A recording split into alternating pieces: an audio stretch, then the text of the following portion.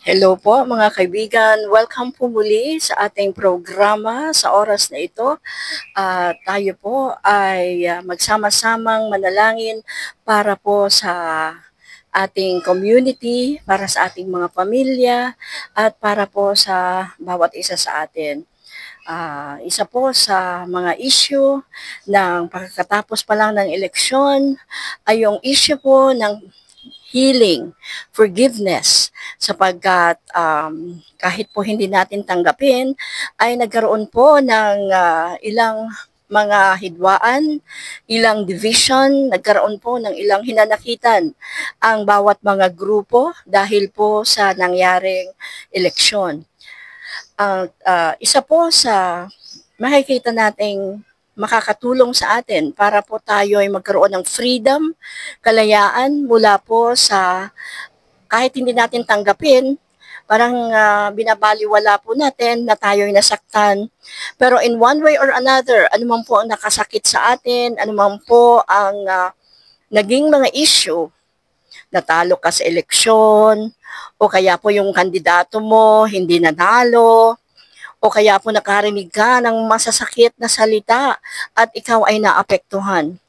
So ano po yung mga issue? Like halimbawa, yung mga bata na na-abuse verbally. Halimbawa, mga batang na-abuse verbally ng kanilang nanay o kaya ng sino man. No? Yung iba na pa-invest sa mga quick rich scam kung tawagin. Kaya maraming offense. There is an opportunity to be offended every day. Yung masaktan ka mismo ng mga kakilala mo, isa sa masakit minsan ay yung ang makasakit sa iyo ay yung mga kakilala mo, like yung mga relatives mo o mismo yung asawa mo. Kaya po hindi pwedeng hindi tayo mag-release ng forgiveness, lalo na po sa ating mga mahal sa buhay.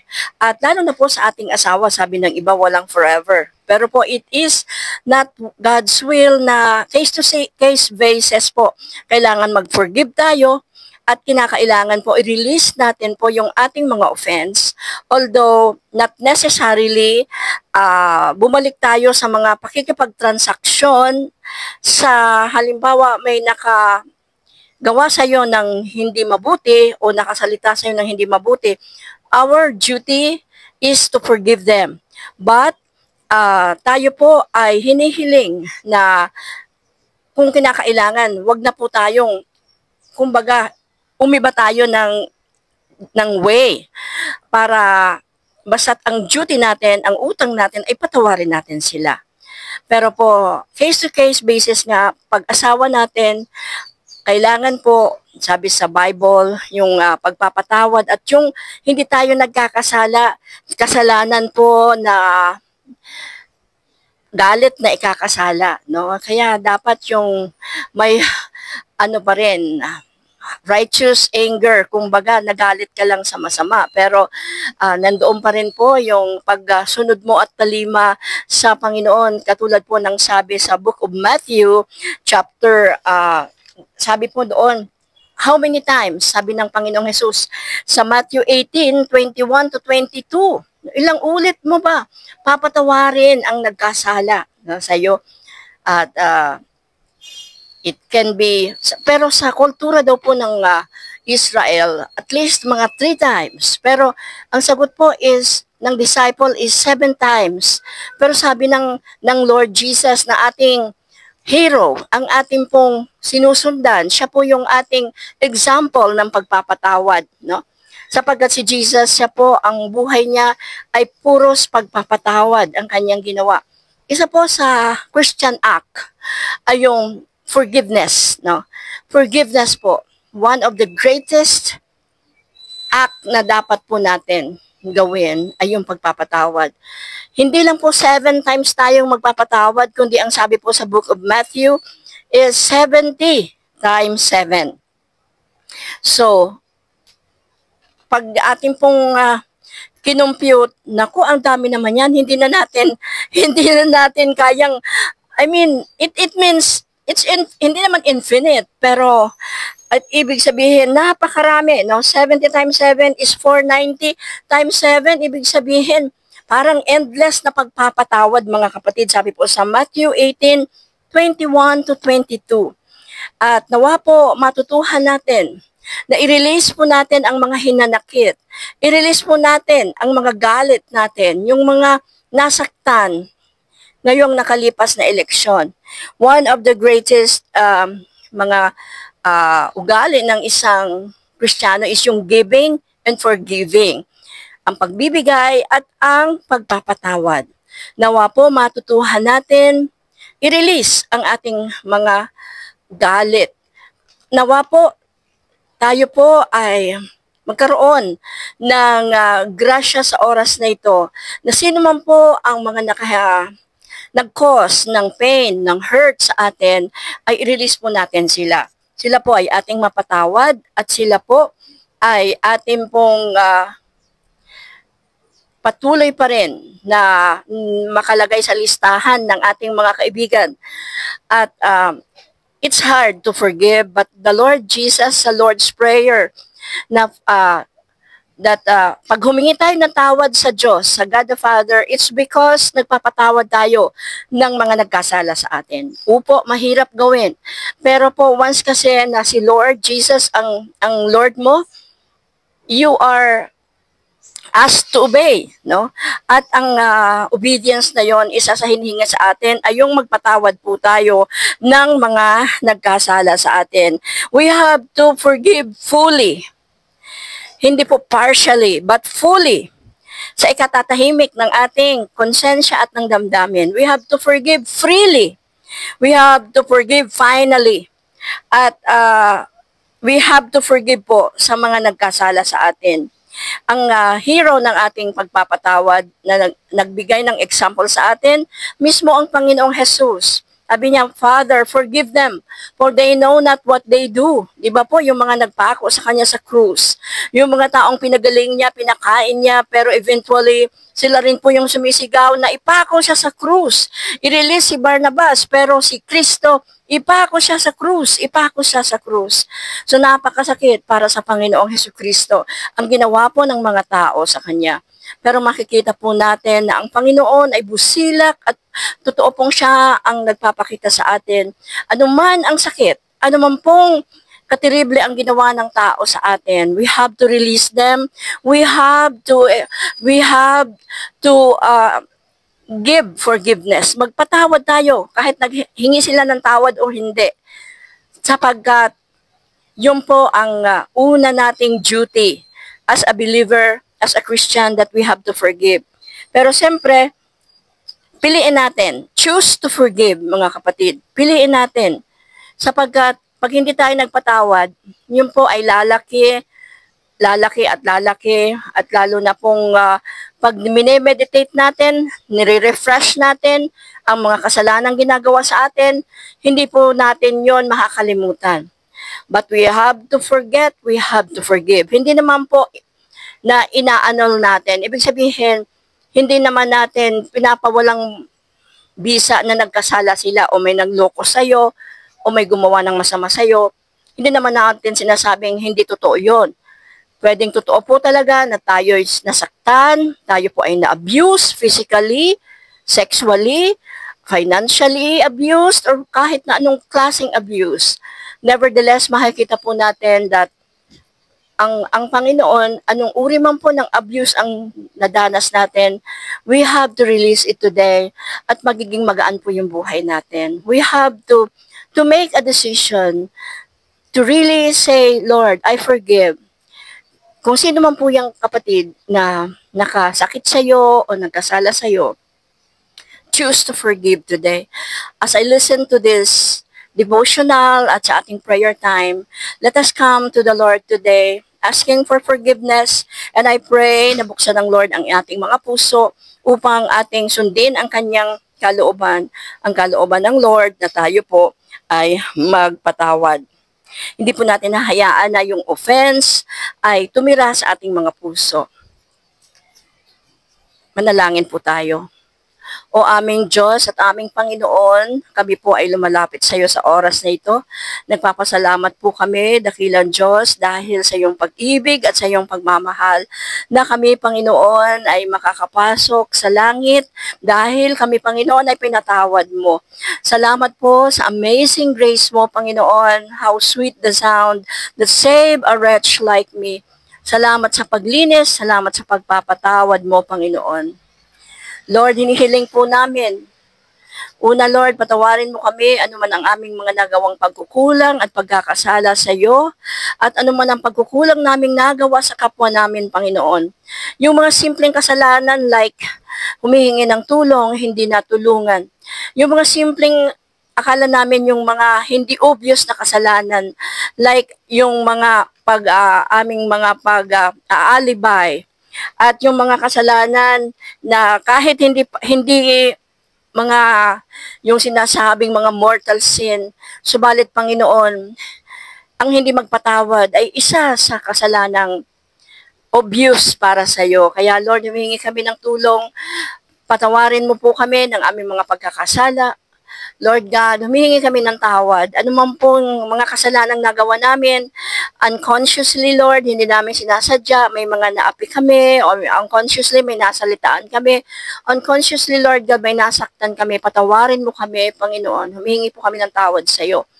At ganoon din, Panginoon, pinapatawad rin namin ang lahat ng naka-offend sa amin.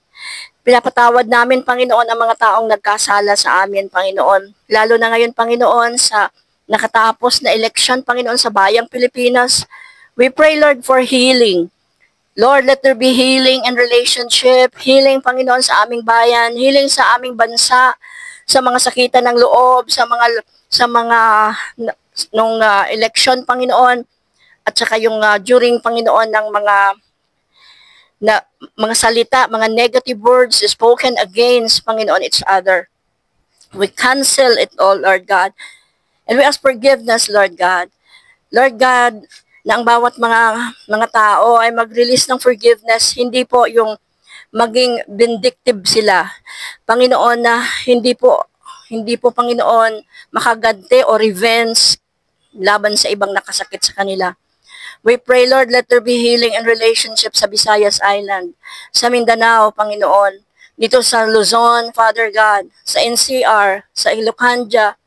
Lord, in the name of Jesus, let your healing flow upon this land, O God.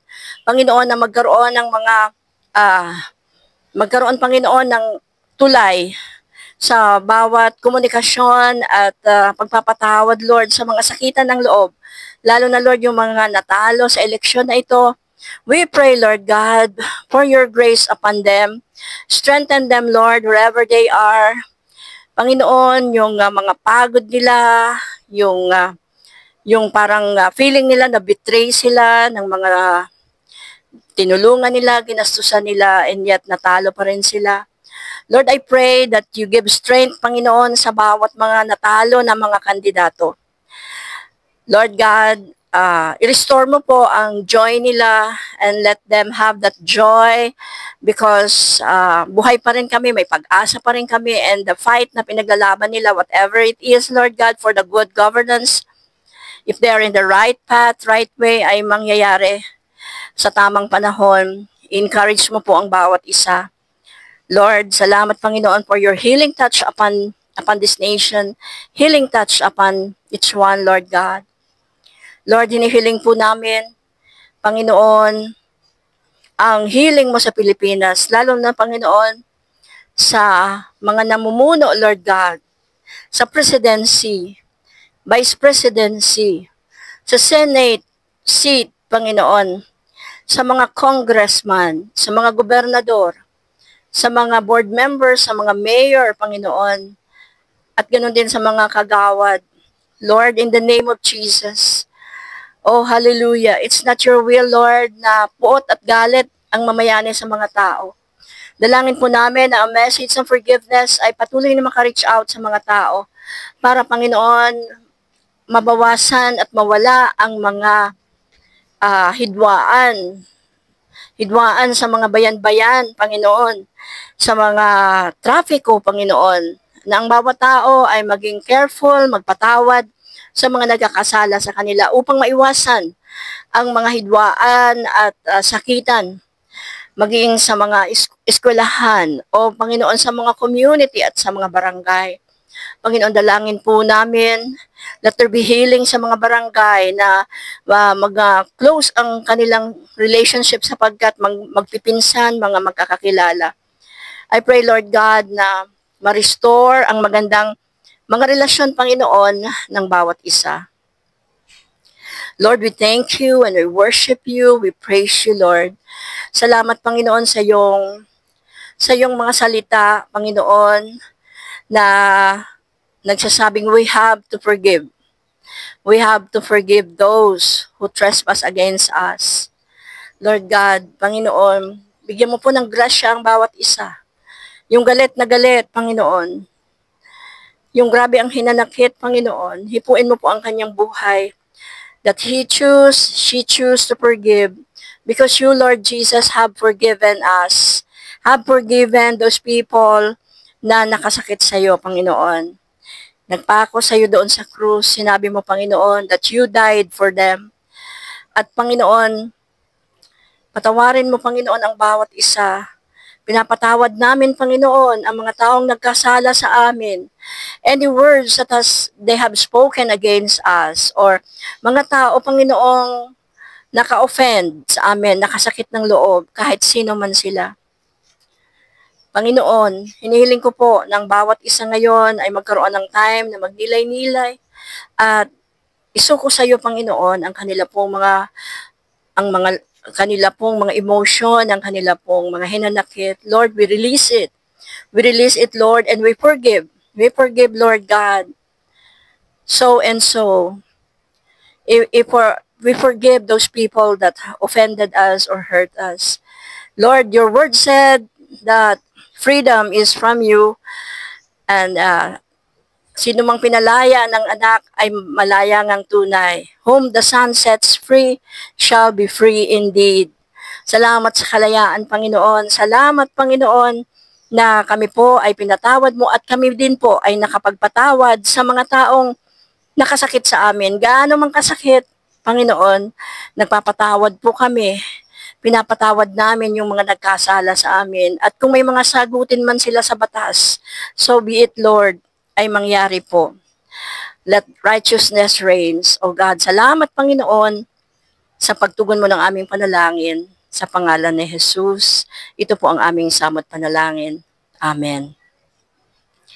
Well, friends, maraming salamat po sa pagsama ninyo sa akin sa pananalangin para po sa healing of the nation, healing of relationship sa bawat pamilya, sa mag-asawa. Sabi po ni San Pablo, wag nating hahayaan na tayo po ay lumubog ang araw na galit pa rin tayo sa ating asawa o sa mga tao na kinakagalitan natin. Wag po nating hayaan na magmamont o kaya po lumaki ang mga galit poot natin pag inalagaan po natin yan. Huwag nating alagaan ang mga galit poot. Bagkus po, ito'y ating alisin, bunutin sa ating mga puso. Si Ate Chucy Aguilar po ito, mga kaibigan. Nakasama po ninyo sa oras na ito. Dito po, thank you so much. God bless us all, mga kaibigan. At salamat po sa isang malayang puso sa oras na ito. Sa pusong malaya sa puot at galit. And forgiveness is a process. Yes, we forgive. Pero yung proseso po, yung ating totaling healing ng forgiveness, but hayaan lang po natin na ang biyaya ng Diyos ang kumilos para yung forgiveness na bilang isang proseso ay mangyari po sa ating mga puso at buhay. Thank you so much.